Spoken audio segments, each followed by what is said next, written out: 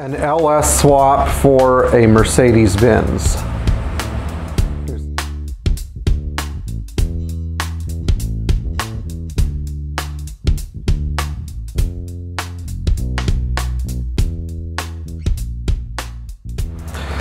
So now it seems that if you go on Hoonigan and other stupid websites for stupid millennials, there are Mercedes that are showcased with LS swaps.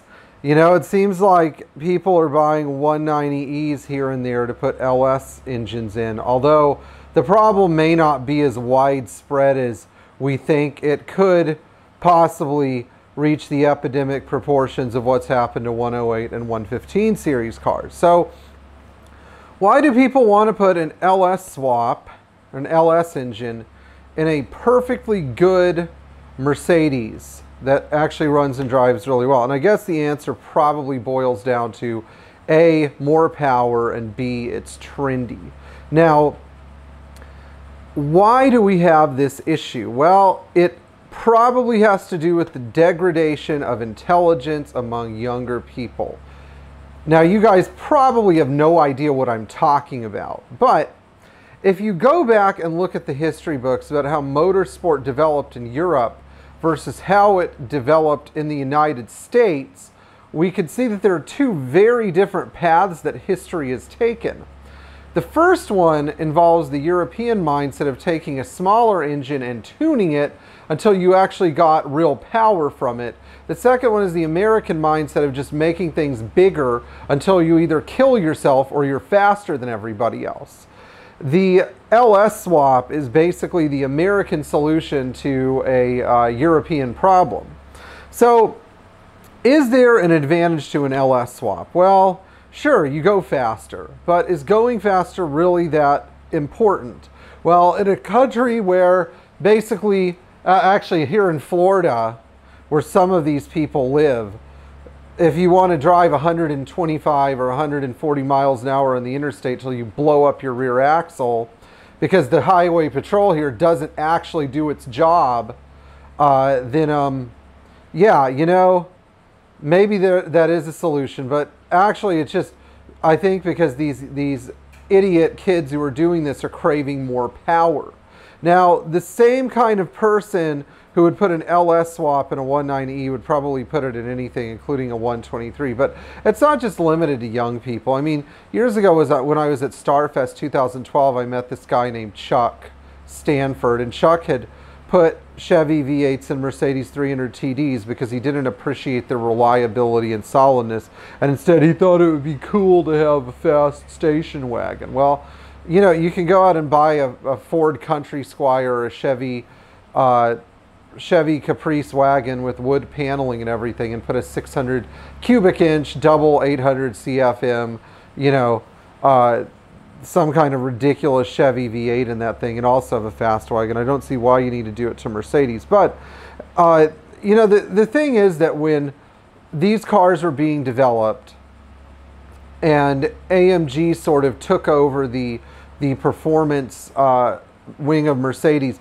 they didn't accomplish it by doing an engine swap. They did it by tuning the engine because these were smart people. And generally, as time has gone on, you know, and society has gotten dumber, people don't know actually how to drive a car well. You know, there are people in Europe and Japan that can drift, but the United States people don't really know how to drift because, well, I don't know, any number of solutions, but it's just not culturally something that we're raised with.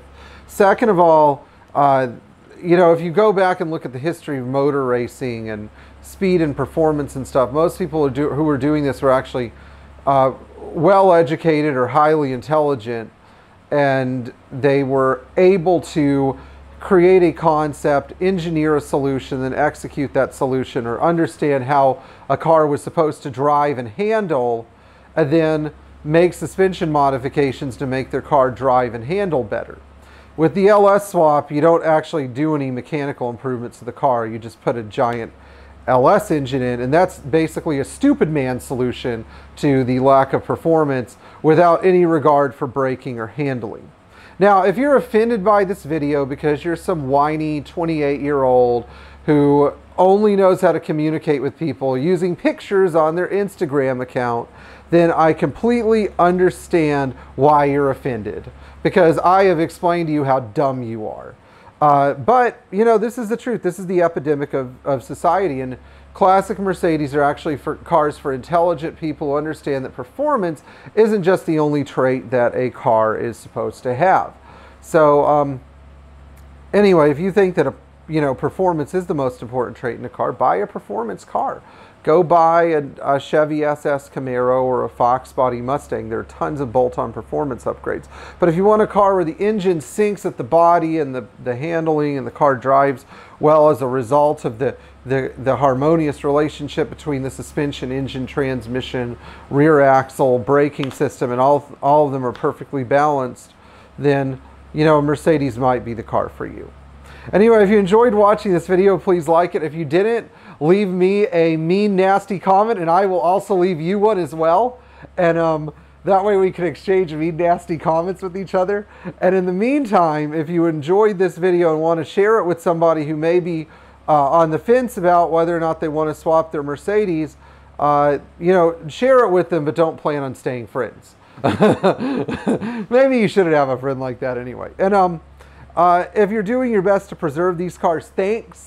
And thank you for subscribing, and thank you to all of our Patreon members who are probably in the higher percentile of Mercedes owners who really appreciate this great content. And keep watching, because we're going to have more great videos on this channel.